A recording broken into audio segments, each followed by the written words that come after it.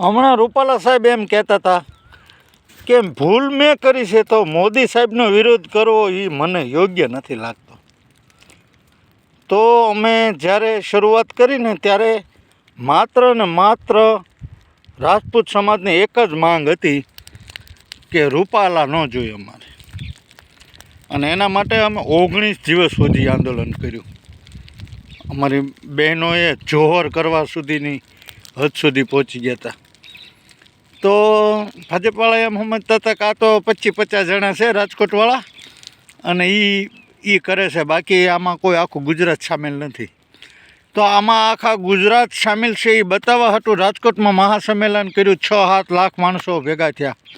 જિલ્લે જિલ્લે તાલુકે આવેદનપત્ર આપ્યા. Only for એક જ માંગ, રૂપાલાની ટિકિટ રદ કરો.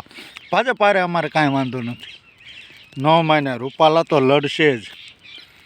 અને હવે જ્યારે સમજાણું કે આ તો આખા ગુજરાતમાં ફેલાણું, ગુજરાતની ક્યાં વાત કરો, અડધા દેશમાં, બીજા રાજ્યોમાં, ગુજરાતમાં નુકસાન નથી થતું એટલું તો મધ્યપ્રદેશ ને રાજસ્થાનમાં નુકસાન થાય છે.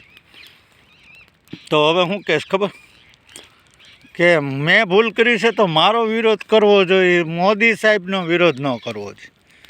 એટલે ભાઈ અમે કીધું જ તું રાજપૂત સમાજે ટિકિટ રદ નહીં થાય તો હવે પછી ભાજપનો વિરોધ થશે તો થાય છે.